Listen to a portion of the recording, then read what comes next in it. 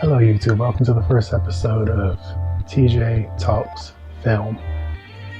I plan to use this show to break down and critique some of my favorite films and find out why I like them. And hopefully in the process, influence you to want to check them out or look at them differently if you've already seen them.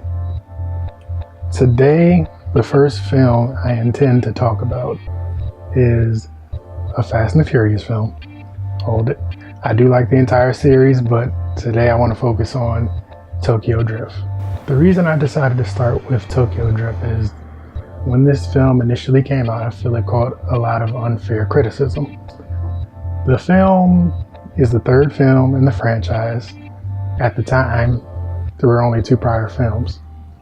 And this is well before we tacked on 4 more films at the end that basically it turned into a superhero film. Initially, it was supposed to be the end of the series, give or take. They couldn't, or a new direction. We'll go with a new direction because they didn't bring back any of the returning cast or initially planned.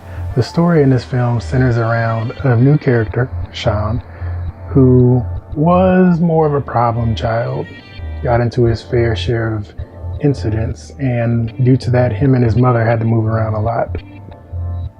And that becomes a key feature in a second.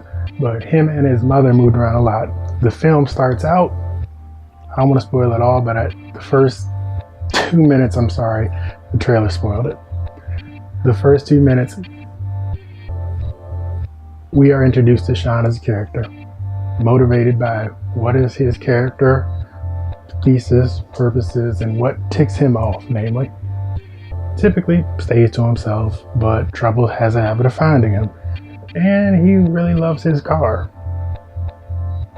With that in mind, he of course gets into the first couple minutes of street race that gets him in trouble yet again, and this time he's on the third strike program.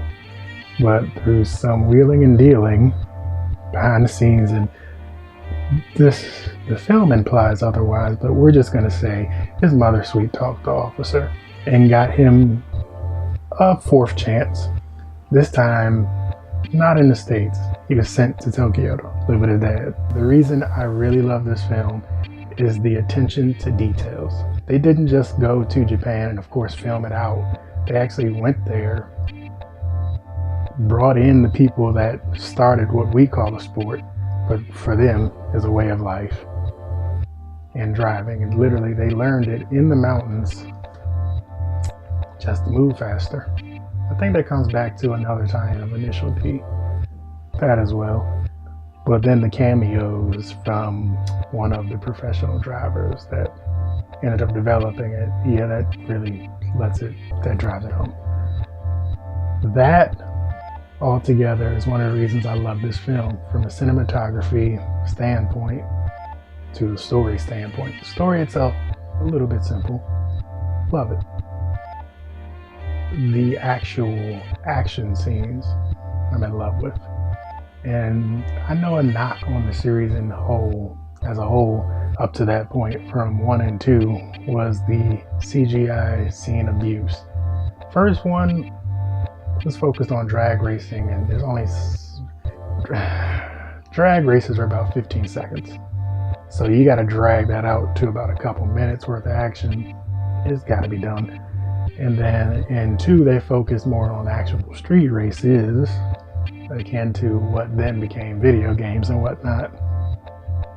That got dragged out a little bit, and they might have went a little CGI happy there.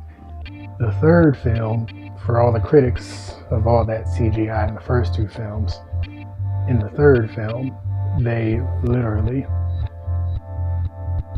shot all of that, with exception to maybe 2 or 3 scenes, I believe. No, I'm not going to spoil it. With exception to 2 or 3 scenes, most of it was actual in-car professional drivers, and I think some of the actors learned how driving. So can't knock them for that. They actually did those drifts. But all that combined is one of the reasons I really love this film. I've actually Had to rewatch it again last week just to, on a whim. But this has been the first episode of TJ Talks Film. I hope to see y'all again. I want to see within the next month. I actually like doing this. See y'all.